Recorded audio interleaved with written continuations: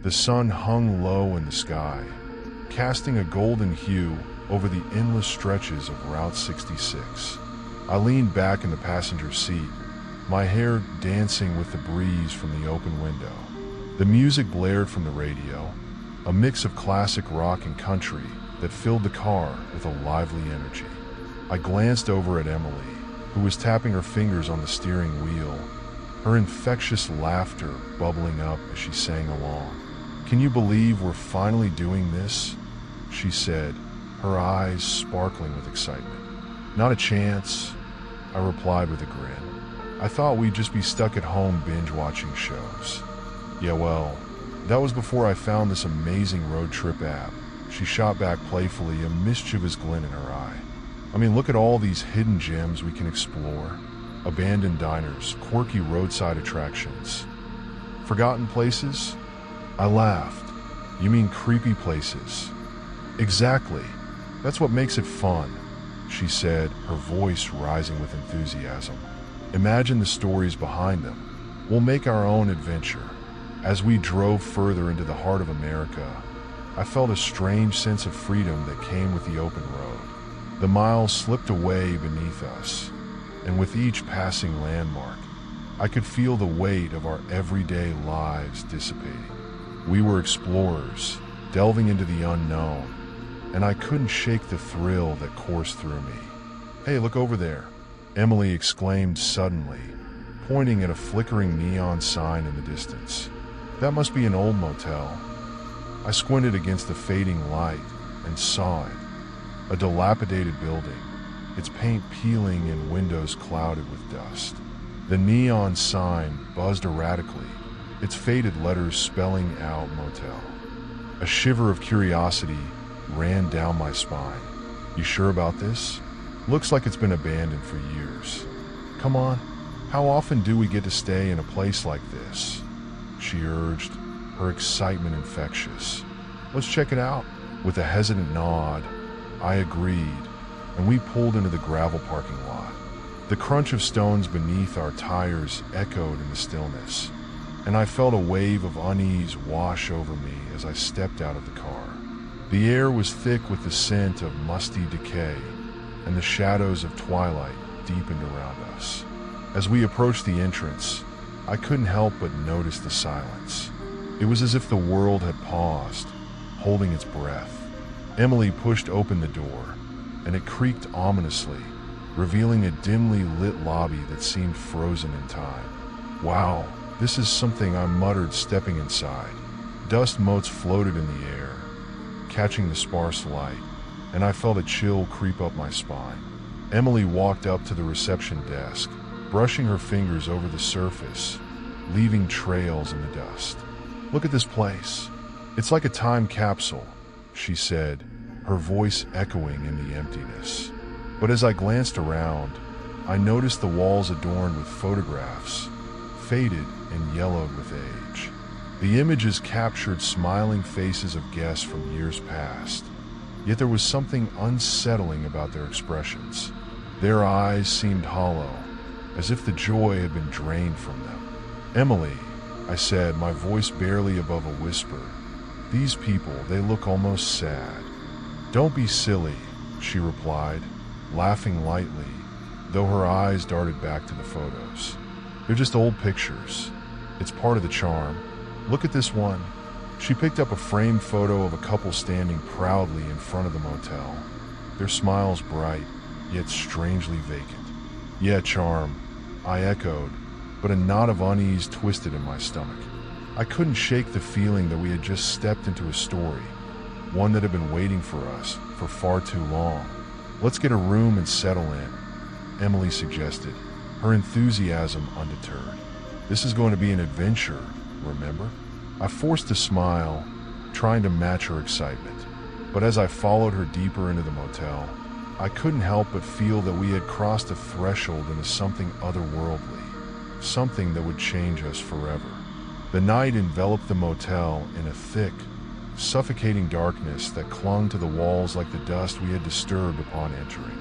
Despite the chill in the air, I pulled the blanket tighter around my shoulders, trying to ward off the creeping unease that had settled in the pit of my stomach. John sat on the edge of the bed, his brow furrowed, a look of concern etched across his handsome face. "Are you sure it's just the wind?" he asked, his voice barely above a whisper. I could see the way he strained to listen, each creak and groan of the old building echoing ominously in the stillness.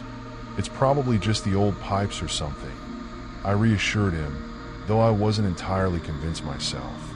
The sound had been too rhythmic, almost like footsteps, and it made my skin crawl. "This place is practically falling apart. You know how these old motels are." John nodded, but I could see the doubt in his eyes. "Yeah, but..." Before he could finish, a loud bang erupted from somewhere down the hall, sending a jolt of adrenaline through me. "Did you hear that?" I gasped, gripping the edge of the mattress, as if it could provide some sort of safety. Probably just some loose shutters or something. He tried to sound confident, but I could hear the tremor in his voice. "Let's just try to get some sleep. We'll be fine." I wanted to believe him. I really did. But as I lay back on the bed, staring at the cracked ceiling, sleep felt like a distant memory. The shadows danced across the walls, and my mind began to conjure images of all the horror movies I'd ever watched. I squeezed my eyes shut, trying to block them out, when suddenly, I felt a cold breeze wash over me. "John," I whispered, my heart racing. "Did you feel that?" "Feel what?" he said, the weariness in his voice mixing with concern. "The air. It just got really cold."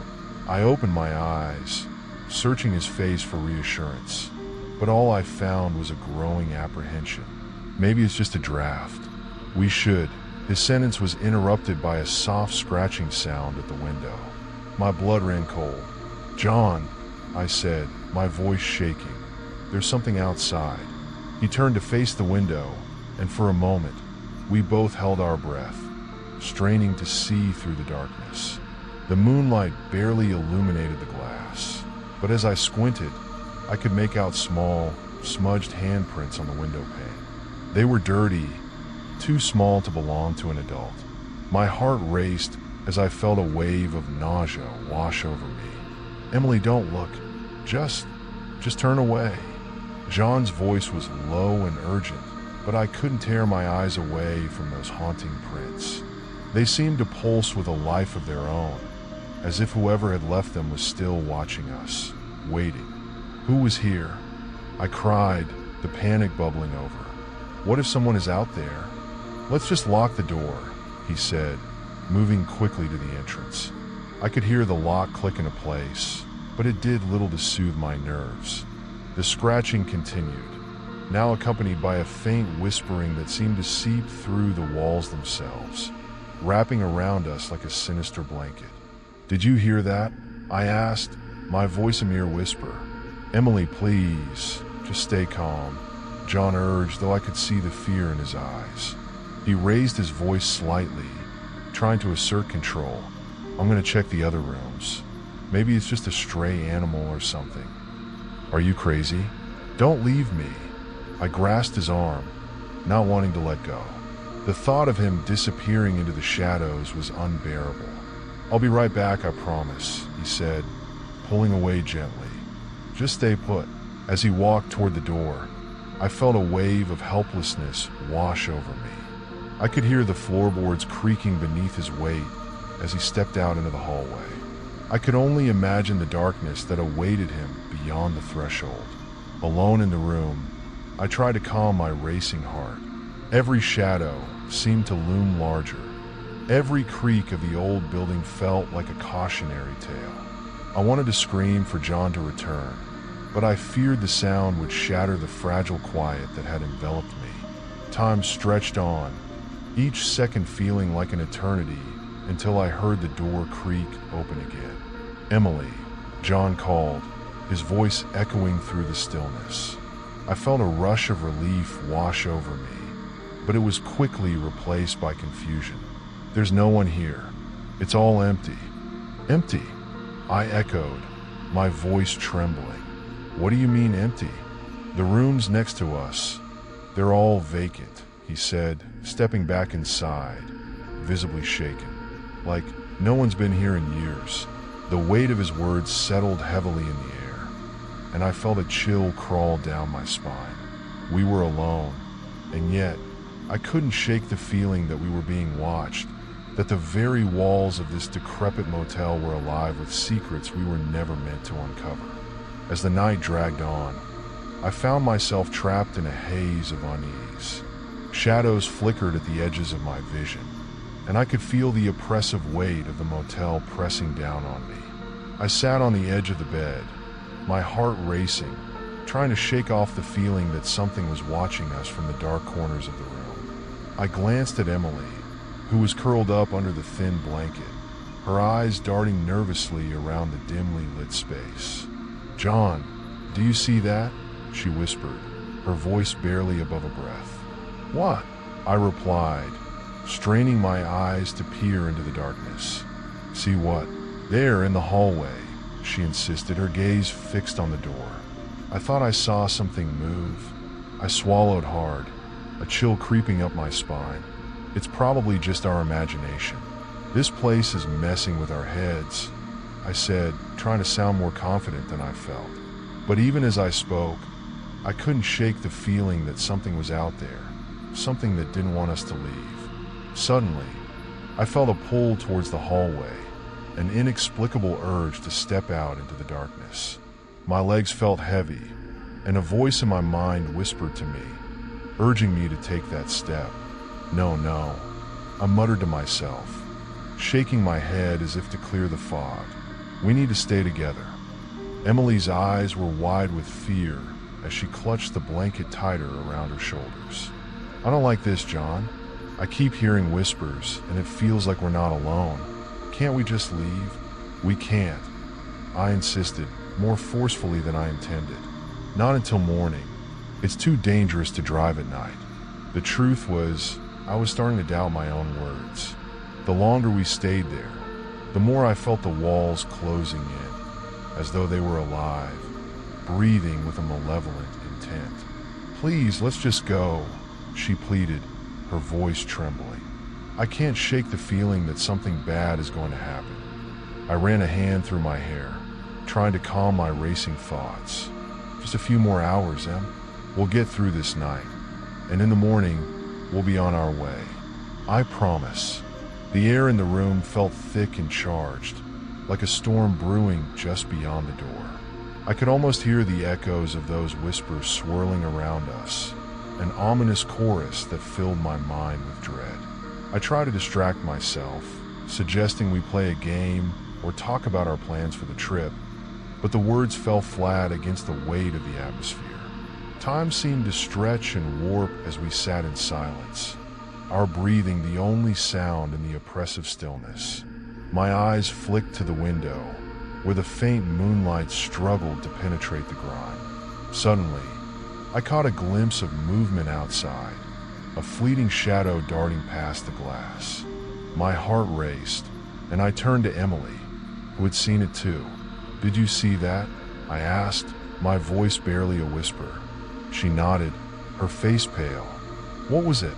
"I don't know," I replied, fighting back the rising panic. "It could be anything. Just stay close to me, all right?" Emily scooted closer, her body tense against mine. The whispers grew louder, swirling around us like a dark fog, and I could feel an unseen presence pressing in, suffocating my thoughts. I squeezed her hand, trying to anchor both of us, but the sense of dread was overwhelming. "Let's try to stay awake," I suggested, desperate to find some semblance of control. "We can talk about our favorite road trip memories or—" "John," Emily interrupted, her voice shaking. "I can't. It feels like they're watching us, like they want something." I swallowed hard, my throat dry. What could they want? "We haven't done anything wrong," I said, but deep down, I felt the insidious truth creeping in. This place, this motel, it was more than just a relic of the past. It was a predator, and we were its prey. As the night wore on, the shadows seemed to sway and dance, taunting us with their presence.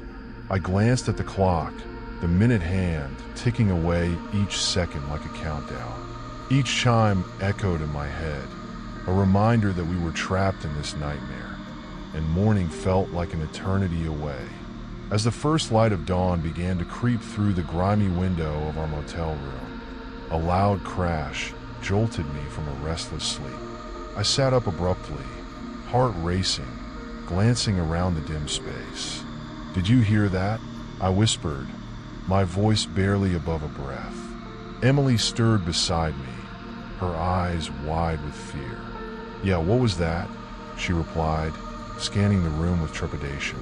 The oppressive silence that followed felt thick, wrapping around us like a heavy blanket.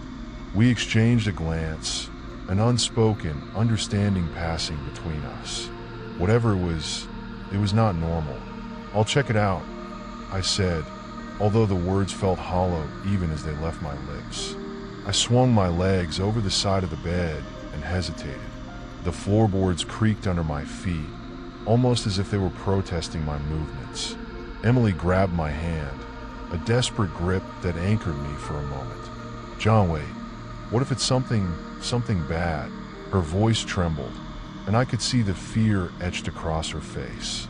I wanted to reassure her, to tell her everything would be fine, but deep down, a gnawing dread began to claw at my insides. "I'll be quick. Just stay here," I said, trying to sound confident, even as I felt the chill of uncertainty ripple through me.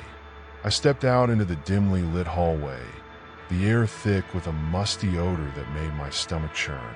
The crash seemed to echo from the lobby below us, a sound that reverberated with the promise of something terrible. As I descended the creaking staircase, I felt an inexplicable pull, a nagging sensation that something was waiting for me. I hesitated at the bottom step, my hand gripping the railing. "It's just a motel," I muttered to myself, trying to dispel the encroaching shadows of fear. But as I stepped into the lobby, the scene that greeted me made my heart plummet. The lobby was a disaster. Chairs were overturned, and dust motes danced in the air, illuminated by the weak morning light.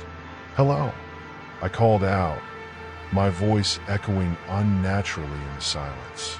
No response, just a lingering sense that I was being watched. Suddenly, I felt a prickling sensation at the back of my neck. I turned around abruptly, but there was no one there.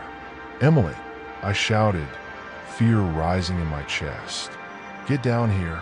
You need to see this." I wanted to turn back, to return to the safety of our room, but curiosity rooted me to the spot. Just then, Emily emerged from the staircase, her face pale. "What happened?" she asked, her voice barely above a whisper. "I don't know. It looks like something went down here," I replied, motioning to the mess. "I think we should get out of here." But as I turned to head back, I noticed something odd about the reception desk. A dusty old ledger sat open, its pages yellowed and frayed. "Wait, what's this?" I said, stepping closer. "John, don't touch it," Emily warned, but my fingers were already tracing the faded ink. The names scrawled across the pages seemed to blur and shift, and an icy shiver ran down my spine. Something about it felt wrong, like I was peering into a dark abyss that beckoned me closer. "Look at this," I said, my voice trembling. "These names, they're all guests who stayed here, but they're all marked as never seen again." My heart dropped as I read the last entry. My hands shook, and I felt a cold sweat break across my forehead. "John, we need to leave," Emily insisted, her voice rising in panic. "This place isn't right. It feels alive." Just then, I noticed something chilling. Our names were scrawled at the bottom of the most recent entries, as if we were already part of this sinister ledger. The realization hit me like a punch to the gut. No, this can't be happening," I stammered, stepping back from the desk. But the atmosphere around us thickened. The air turned heavy with an unseen weight. I could feel the motel's presence pressing in on us, a malevolence that seemed to pulse with life. "There must be another way out," Emily cried, her eyes darting around the room in desperation. Let's check behind the desk, I suggested, trying to remember the layout of the lobby. We rushed to the reception desk, hoping to find an exit or at least something that could explain this horrifying discovery. Just as I reached for the edge, I noticed a small, concealed door behind the desk, half hidden by a faded curtain. "Emily, look," I exclaimed, but a sense of foreboding washed over me. "Wait, what if it's dangerous? Maybe it's our only chance," she replied, her voice trembling with resolve. But as I hesitated, something deep within me recoiled at the idea of what lay behind that door. "Are you sure?"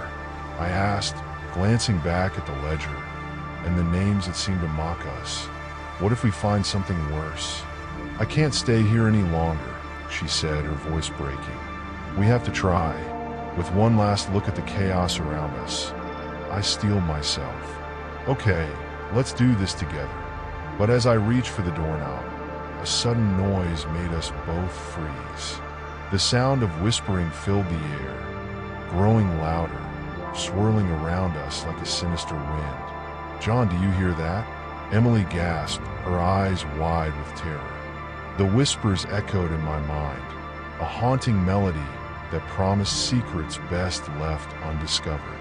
And so, as the shadows deepened around us, I stood there, torn between the urge to flee and the morbid curiosity that threatened to consume us both. My fingers trembled as I flipped through the dusty pages of the old ledger, each turn feeling heavier than the last. The air in the motel lobby was stifling, almost suffocating, and the sunlight streaming in through the grimy windows did little to dispel the shadows lurking in the corners. Emily stood beside me, her breath hitching as she leaned in closer to read the faded names. "John, look at this," she whispered, her voice barely above a murmur.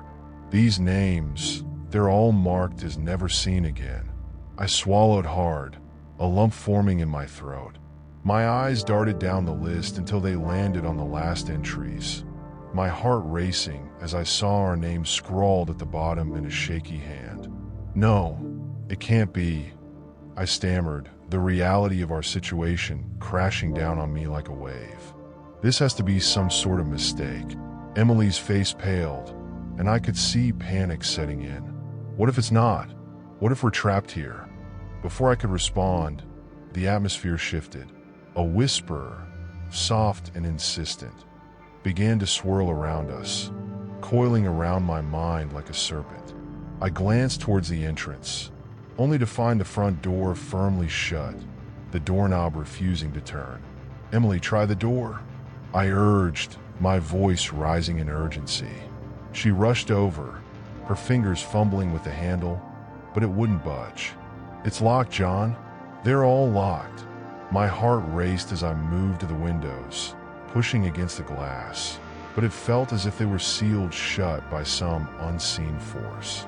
"We need to find another way out," I said, desperation creeping into my voice. We turned to each other, our expressions mirroring the fear that had settled in our chests.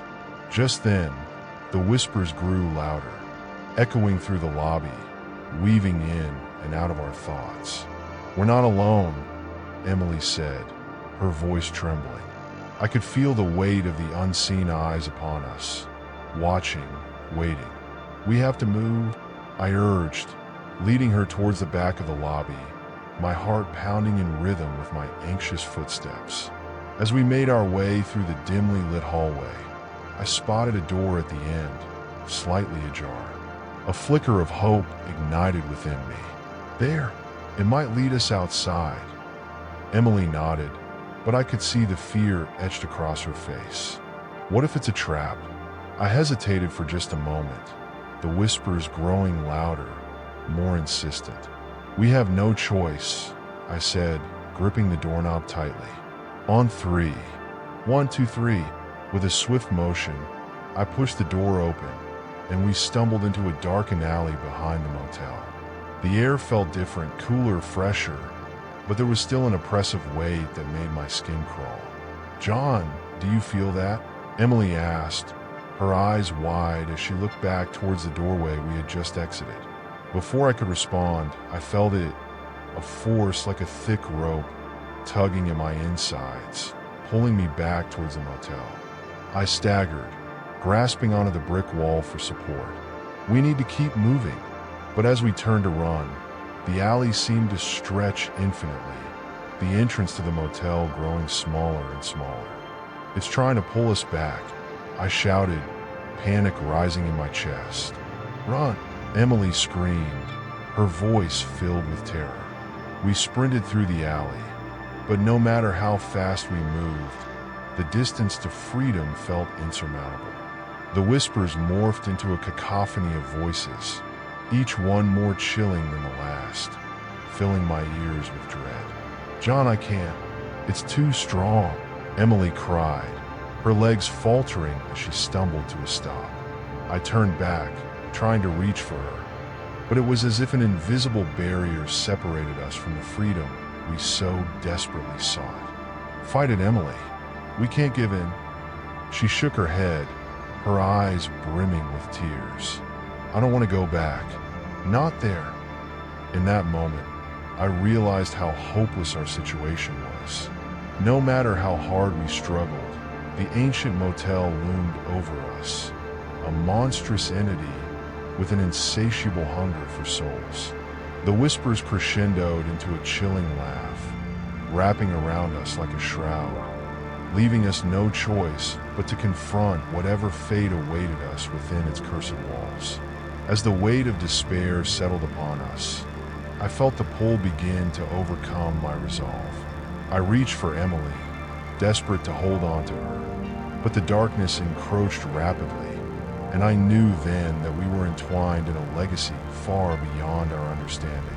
As we stumbled through the darkened corridor, my heart raced with a mix of confusion and dread. Just when I thought we had escaped the clutches of the motel, I blinked, and we were back in our room. It was as if time had reset itself, the shadows creeping in from the corners like they had never left. I looked around, my mind struggling to make sense of it all.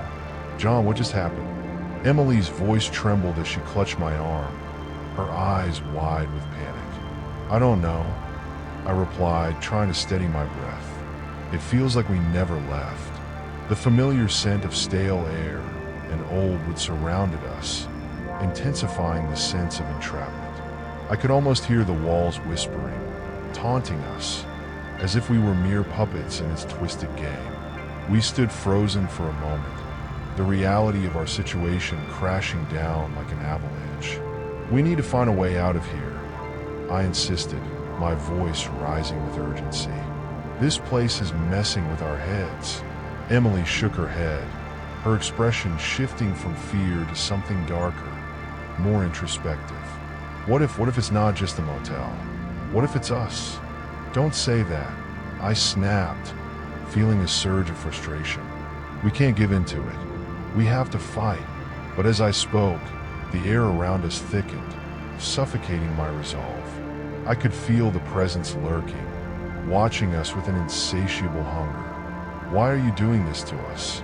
I shouted into the void, my voice echoing off the peeling wallpaper. What do you want from us? The silence that followed was oppressive. It felt as if the very walls were breathing, the shadows dancing mockingly in the dim light. Suddenly, Emily's demeanor shifted. The way she stood, the look in her eyes, it was as if a veil had been lifted. John, she said softly, almost reverently, I think I know why we're here. What do you mean? I asked, my heart racing, both with fear and an inexplicable sense of dread. I've been here before, she confessed, her voice barely a whisper. Years ago, the motel had chose me. The words hung in the air like a heavy fog, enveloping me in disbelief. What are you talking about? How could you have been here before? I came here with my family when I was a child, she continued, her gaze distant, lost in memories I couldn't fathom. I thought it was just a bad dream, but it wasn't. I was chosen to be a keeper of its secrets, John. The revelation crashed over me like a tidal wave, washing away the last remnants of my rational thought. You knew this all along, I yelled, the betrayal stinging my heart. I didn't remember until now, she cried out, tears streaming down her cheeks.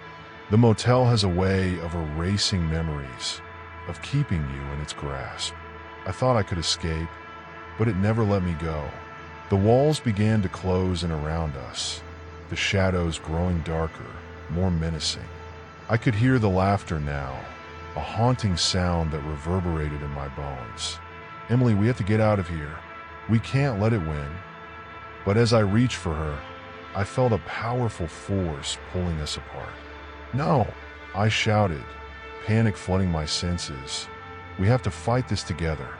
The air crackled with energy, the space between us warping, as if the motel itself were alive, feeding off our fear. I can't, Emily screamed, her voice echoing in the growing darkness. It's too strong. You have to remember, I pleaded, desperation clawing at my throat. We can't let it take us. But as I looked into her eyes, I saw a flicker of something else. Acceptance? Surrender? The realization struck me like a lightning bolt. This was her fate, one she had been bound to since childhood. Emily, I whispered, the weight of the truth crashing down on me. Before I could finish, the walls around us began to pulse, as if the motel were preparing to reclaim what it had lost. The shadows converged, and in that moment, I knew we were trapped in a cycle of horror, forever entwined with the dark legacy of this place.